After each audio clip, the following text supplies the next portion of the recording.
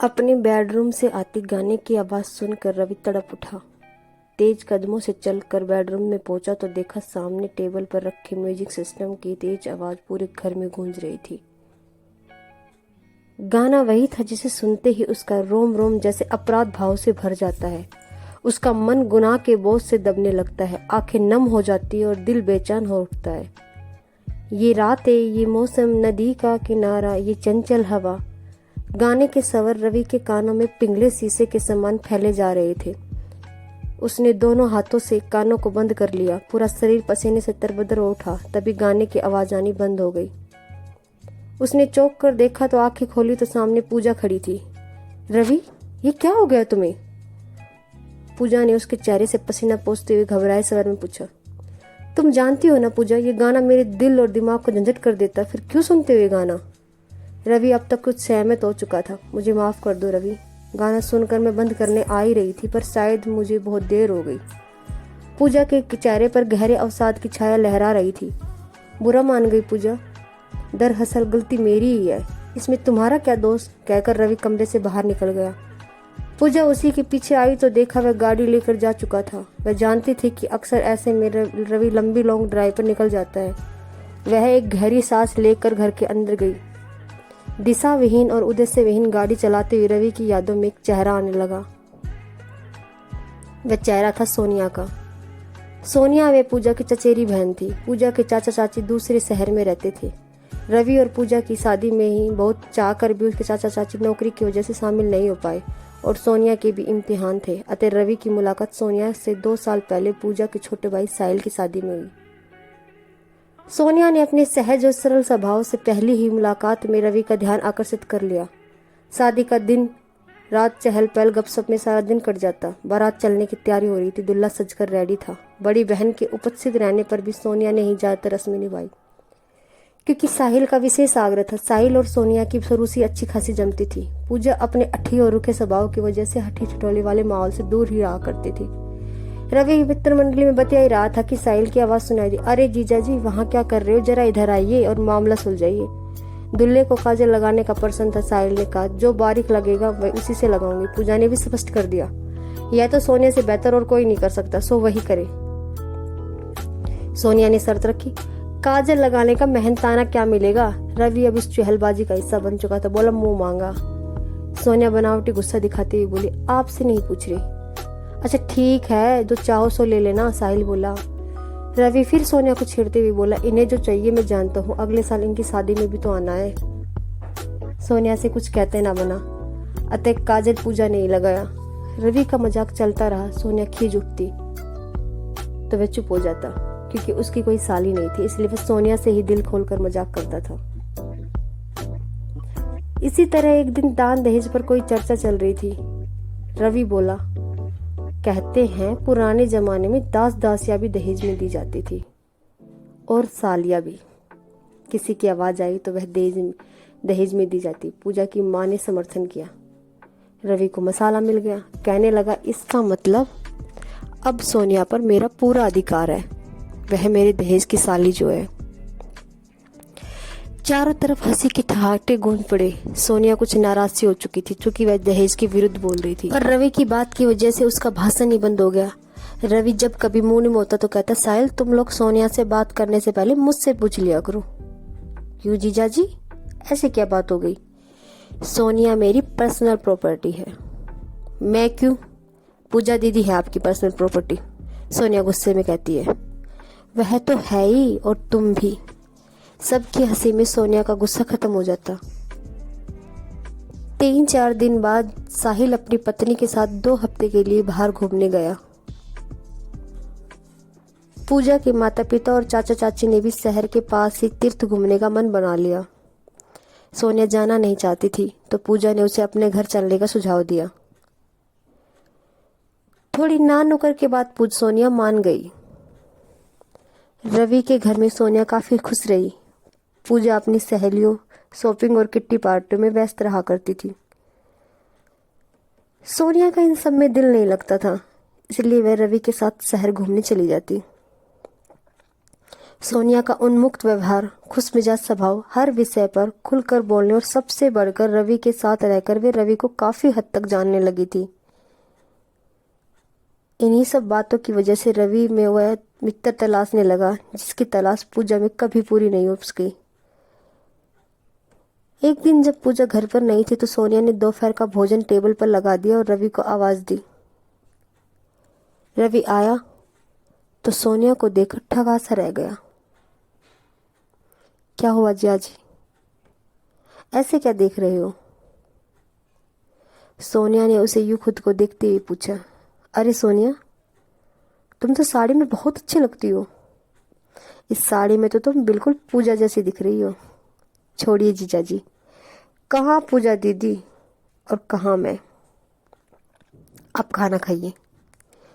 उस दिन तो बात आई गई हो गई, पर बातों ही बातों में रवि ने सोनिया से वादा ले लिया जितने भी दिन सोनिया यहाँ रहेगी साड़ी ही पहनेगी। एक दिन सुबह की चाय के समय पूजा ने बताया कि साहिल और निशा वापस आ गए हैं और उसने उन्हें आज रात के खाने पर बुलाया है और उसे कुछ काम है, खाना बाहर से मंगा ले। इस पर सोनिया बोल उठी, बाहर से खाना? बाहर से खाना मंगाने की क्या जरूरत है? उसे सारा दिन काम ही क्या है, खाने का सारा इंतजाम वह कर देगी। शाम होते होते साहिल और निशा आ गए। पूजा अभी तक घर नहीं आई थी। साहिल ने गुलाब जामुन की फरमाइश की तो सोनिया सोच में पड़ गई। उसने तो गाजर का हलवा बनाया था। निशा साहिल के साथ घर देखने लगी। इसी बीच किसी को पता ही नहीं लगा कि कब सोनिया गुलाब जामुन लेने बाहर चली गई। तभी पूजा आ गई। वह सीधी रसोई में खाने का इंतजाम देखने चली गई। रसोई से बाहर आकर उसने ऊपर से सभी की सम्मिलित हंसी सुनी तो समझ गई साहिल और निशा आ चुकी है और सभी लोग ऊपर के कमरे में हैं। उसने सोचा पहले कपड़े बदल ले फिर सभी से मिलेगी। यह सोचकर वह बेडरूम में कपड़े बदलने चली गई। इतने में रवि भी बेडरूम में अपना कुछ पुराना एल्बम लेने आ गया। तभी निशा घूमते हुए उसके बेडरूम के आगे से गुजरी तो उसने देखा कमरे का दरवाजा हल्का सा खुला है और रवि ने किसी को बाहों में घेर के ले रखा है। पूजा दीदी तो घर पर नहीं है, फिर यह कौन है? अरे यह तो सोनिया है। उसी ने तो पीले रंग की साड़ी पहन रखी थी। छी, सोनिया और जीजा जी। सोनिया और जाजी को तो किसी बात की शर्म नहीं है। ये देखकर और सोचकर निशा का दिल बिल्कुल उचाट हो गया। उसने साहिल से कहा कि उसकी तबीयत बहुत खराब है और वह अभी इसी वक्त घर जाना चाहती है। साहिल ने कहा यदि वह ऐसे बिना खाना खाने चली जाएंगे तो सभी को बहुत बुरा लगेगा। बेहतर होगा तुम बाथरूम में जाकर मुंह हाथ धो लो, कुछ अच्छा महसूस करोगे। निशा बेमन से हाथ मुंह धोने चली गई। बाहर आई तो उसे सभी दिखाई दिए। उस दिन निशा खाने में कोई स्वाद न महसूस कर सकी। अगले ही दिन साहिल के माता पिता और चाचा चाची वापस आ गए। चाचा चाची वापस जाने का कार्यक्रम बनाया तो निशा बोल उठी, सही है चाची जी, वैसे भी जवान लड़की का ज्यादा दिन किसी के घर रहना ठीक नहीं। चाची अवाक सी और निशा का मुंह देखने लगी। निशा उठकर जाने लगी तो उन्होंने उसका हाथ पकड़ कर बैठा लिया और जो उसने कहा उसका मतलब जानने की इच्छा जताई। निशा ने पिछली रात की सारी घटना उन्हें बता दी। चाची सुनकर हैरान हो गई। रवि का स्थान उनकी नज़र में बहुत ऊंचा था। उन्होंने फौरन सोनिया को वापस लाने के लिए फोन कर दिया। उधर सोनिया अपनी माँ की आवाज़ सुनकर बहुत खुश हो गई और जाने की तैयारी करने लगी।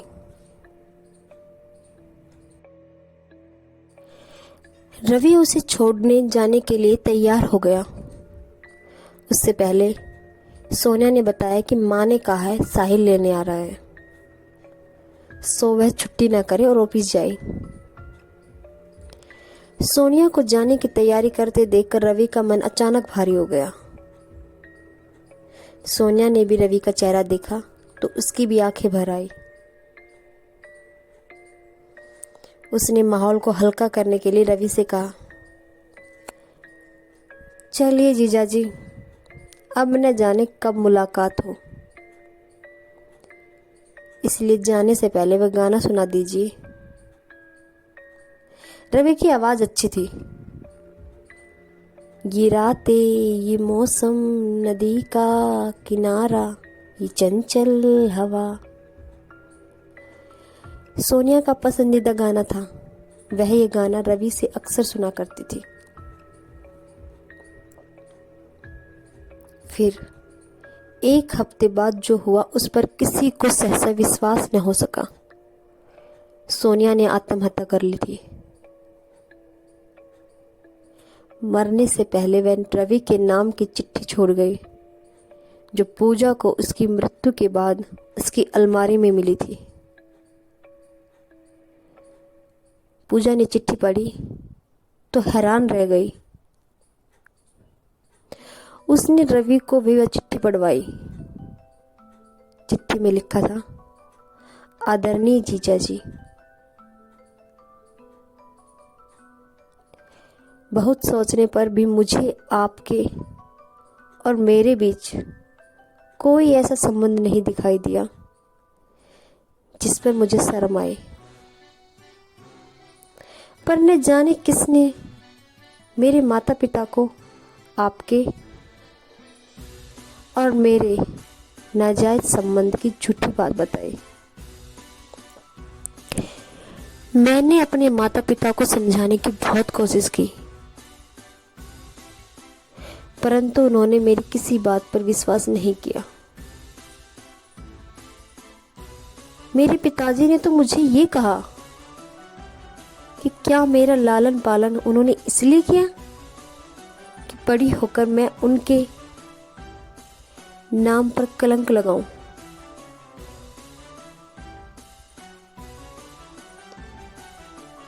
क्या मैंने आपसे संबंध बनाते वक्त पूजा दीदी का भी ख्याल नहीं किया? जीजा जी, आप जानते हैं कि आपके और मेरे संबंध पवित्र है।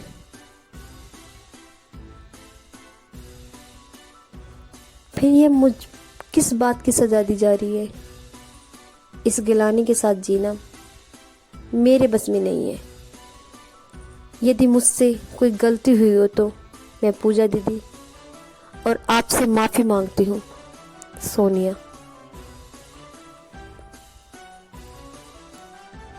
चिट्ठी पढ़कर रवि और पूजा ने सोनिया के माता पिता से बात करने की ठान ली।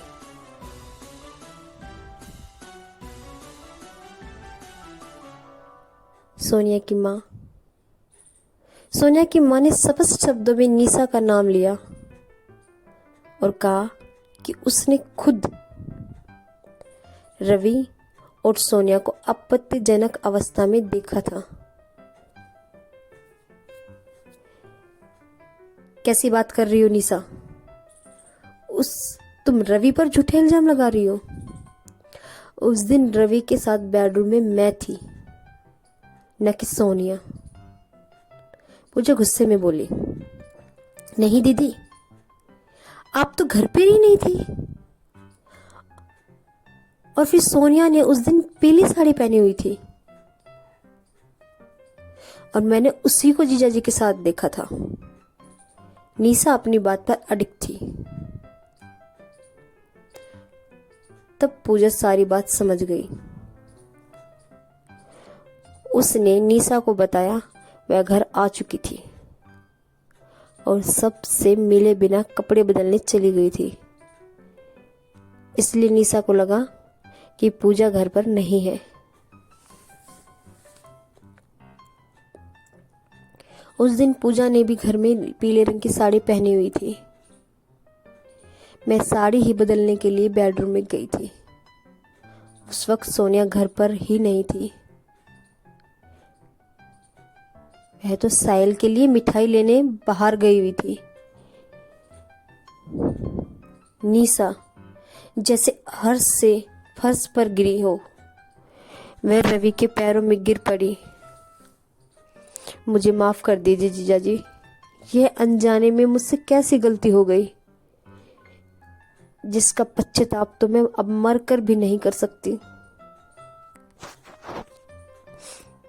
रवि ने उसे पैरों से उठाया। उसे कुछ कहते के लिए रवि के पास शब्द नहीं थे। शाम का कोहरा छाने लगा था। रवि वापस घर आ गया, पर सोनिया की मौत से लेकर आज तक यही सोचता आया कि उसकी मौत का दोषी कौन है। क्या निशा, जिसकी सिर्फ एक गलत फहमी ने उसके और सोनिया के रिश्ते को अपवित्र किया, या फिर सोनिया के माता पिता जिन्हें अपनी परवरिश पर विश्वास नहीं था, या फिर पूजा जिसने सदा रवि को अपनी मनमर्जी से चलाना चाहा, जिसके सानिध्य में रवि कभी संतुष्ट नहीं हो सका, या फिर सोनिया जिसने बिना बात की गहराई में जाने भावनाओं में बहकर अपना जीवन समाप्त कर लिया, या फिर खुद रवि जिसने अपनी खुशी के लिए सोनिया से साड़ी पहनने का वादा लिया। सोनिया की तरफ से उसे कभी ऐसा नहीं लगा, पर कहीं ना कहीं रवि के मन में सोनिया के लिए सॉफ्ट कॉर्नर था।